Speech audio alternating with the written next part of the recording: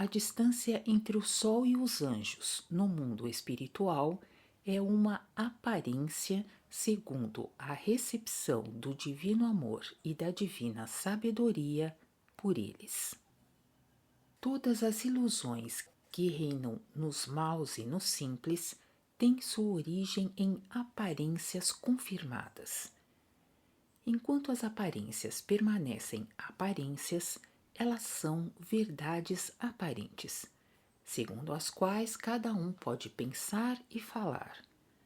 Mas quando são recebidas como verdades mesmas, o que acontece quando são confirmadas, então as verdades aparentes se tornam falsidades e ilusões. Por exemplo, é uma aparência que o Sol gira cada dia em torno da Terra e avança cada ano segundo a eclíptica. Enquanto isso não é confirmado, é uma verdade aparente, segundo a qual cada um pode pensar e falar. Pois pode-se dizer que o Sol se levanta e se deita, e que por isso se faz a manhã, o meio-dia, a tarde e a noite.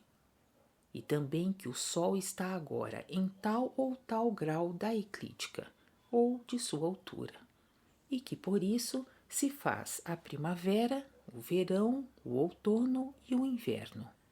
Mas, quando se confirma que esta aparência é a verdade mesma, então aquele que o confirma pensa e diz uma falsidade segundo uma ilusão. Dá-se o mesmo com outras aparências, que são inúmeras, não somente nas coisas naturais, civis e morais, mas também nas coisas espirituais. Dá-se o mesmo com a distância do Sol do mundo espiritual. Sol que é o primeiro procedente do divino amor e da divina sabedoria do Senhor. A verdade é que não há distância alguma, mas que a distância é uma aparência segundo a recepção do divino amor e da divina sabedoria em seus graus pelos anjos. Que as distâncias do mundo espiritual sejam aparências pode-se ver pelo que foi demonstrado acima, por exemplo, nos números 7 a 9, que o divino não está no espaço, e nos números 69 a 72, que o divino enche todos os espaços sem espaço. Ora, se não há espaços, não há tampouco distâncias, ou o que é a mesma coisa. Se os espaços são aparências, as distâncias são também aparências, pois as distâncias pertencem aos espaços.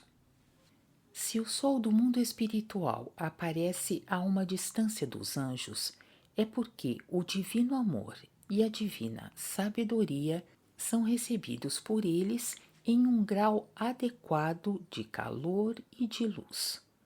Pois o anjo, porque é criado e finito, não pode receber o Senhor no primeiro grau de calor e de luz, tal como está no Sol, pois então o anjo seria inteiramente consumido.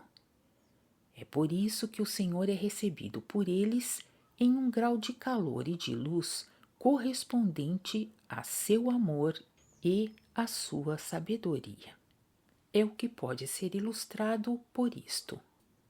Um anjo do último céu não pode subir para os anjos do terceiro céu, pois se sobe e entra em seu céu, cai como que em desfalecimento, e sua vida fica em uma luta como com a morte.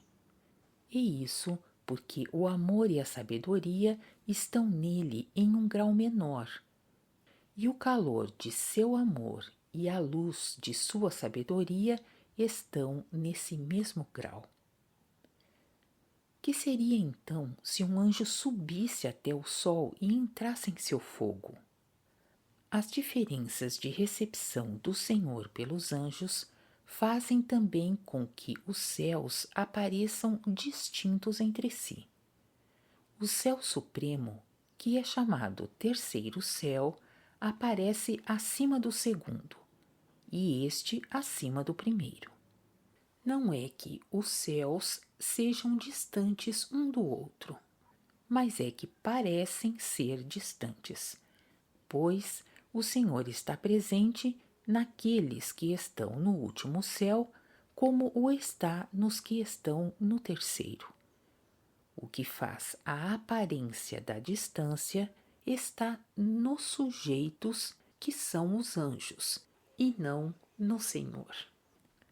Que assim seja é o que não pode ser facilmente apreendido pela ideia natural, porque nela há o espaço.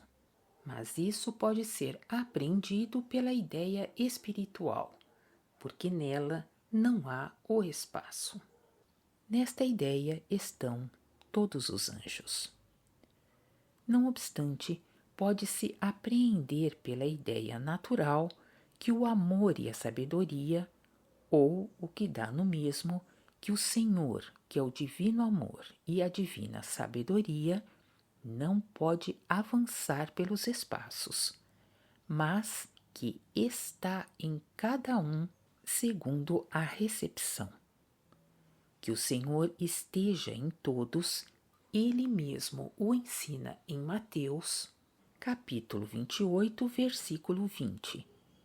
E que faça sua morada nos que o amam, Ele o ensina em João, capítulo 14, versículo 23. Mas isso, tendo sido confirmado pelos céus e pelos anjos, pode ser considerado como de uma sabedoria superior. Entretanto, a mesma coisa está nos homens. Os homens, quanto aos interiores de sua mente, são aquecidos e ilustrados por este mesmo sol. Por seu calor são aquecidos, e por sua luz são ilustrados, tanto quanto recebem do Senhor o amor e a sabedoria.